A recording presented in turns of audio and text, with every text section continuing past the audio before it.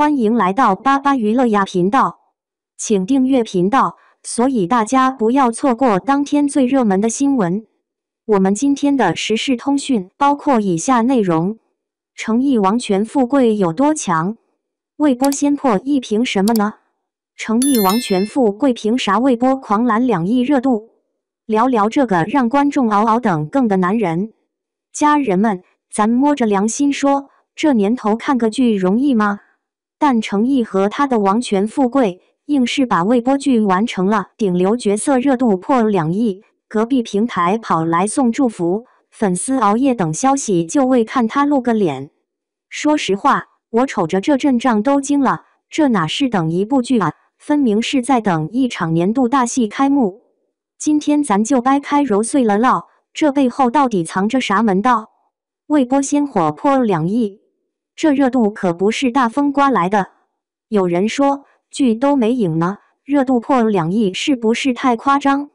但你细想啊，王权富贵这角色本身就是自带流量的种，狐妖小红娘原著里，她可是万箭穿心终不悔的白月光，多少人当年看漫画时为她掉过眼泪。而诚意一官宣，书粉们就喊从漫画里走出来了。这种角色滤镜演员适配的双重暴击，能不火吗？再加上717那场消息，真的是热度催化剂。诚意半夜压轴出场，眼圈熬得有点红，可一开口就是天下非妖之天下，非人之天下，乃是众生之天下。那眼神里的劲儿，一半是一气蒙幽制冰人的冷冽，一半是心怀苍生的悲悯。弹幕里瞬间炸锅。这哪是演啊，他就是王权富贵本贵。你说说，这种名场面提前剧透，谁能顶得住？诚意的魅力藏在不装里。要我说，诚意非常绝的不是颜值，是那股子实在劲儿。镜头前他是气场2.8米的王权富贵，镜头后连线时红着眼圈说果果们辛苦了，让你们熬夜了，朴实的像邻居家的大男孩。娱乐圈里多少人忙着立霸总天才人设，他倒好，一门心思扎在片场，打戏亲自吊威亚，台词练到原声被非常高法夸。这种不搞花活只搞事业的态度，反而成了非常圈粉的反差萌。粉丝都说粉诚意太省心，不用天天盯着他的绯闻，只用蹲他的新角色。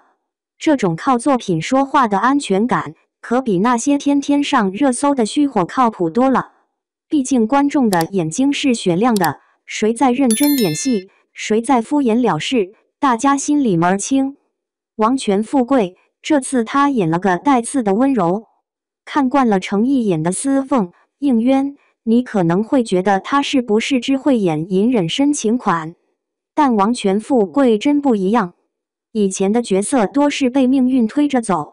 司凤时世轮回藏着委屈，应渊身为帝君带着枷锁。可王权富贵是主动破局的，表面是被家族控制的优质兵人，手里的剑能一剑破苍穹，心里却揣着众生平等的柔软。就拿那句台词来说，他说天下是众生之天下时，眼神里既有少年的锐劲儿，又有超越年龄的悲悯。这种外冷内热里藏着的反叛，可比单纯的深情带感多了。难怪有人说，这角色要是换个人演，说不定就成了冷冰冰的工具人。多亏了诚意加了点人味儿，总演古偶就是没突破，这锅诚意不背。有人质疑，诚意老演古偶，是不是戏路窄？这话真有点冤枉他。古偶本身不是枷锁，演不好才是。你看他在古偶里玩出的花样，司凤的纯善，应渊的威严，李莲花的通透，每个角色都有自己的小脾气，哪有半分重复？再说他早就悄悄跨界了。现代剧底线里，他演的基层法官周易安，穿着制服骑着小电驴，和古偶里的仙气飘飘判若两人，还被非常高法点名表扬，演出了年轻法官的烟火气。这说明他不是只能演古偶，而是观众对他的古装印象太深，反而忽略了他的隐藏技能。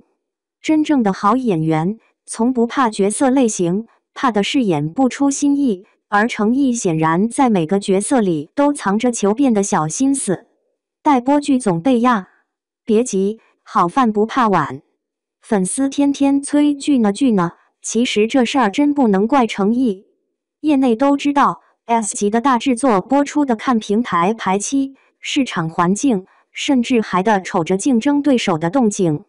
狐妖小红娘王权篇这种双平台重点项目，肯定的选个能引爆市场的黄金档，与其匆匆上线查无此人，不如等个合适的时机一鸣惊人。而且压播说不定是好事。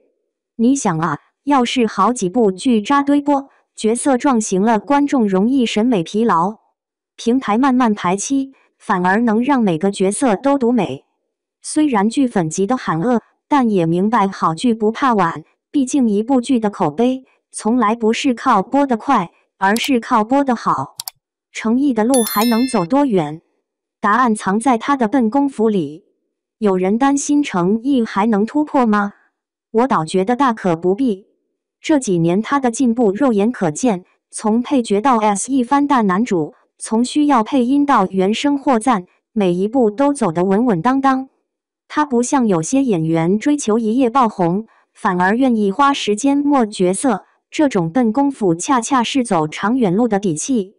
未来程毅要是想挑战更多类型，凭他对演戏的较真劲儿，未必不能成功。就算继续演古偶，能把每个角色都演出新意，不也是一种本事吗？娱乐圈里能一直被观众期待的演员，从来不是靠转型快，而是靠演得好。说到底，大家对王权富贵的期待，其实是对认真演戏的人的期待。等狐妖小红娘王权篇播出时，咱们且看这个执剑的少年如何用实力回应所有声音。毕竟程毅的故事才刚写到精彩处呢，好戏还在后头呢。夏日生活打卡记程毅，狐妖小红娘王权篇，王权富贵，王权富贵，程毅沉香如屑，沉香重华。非常爱程毅哪部电视剧？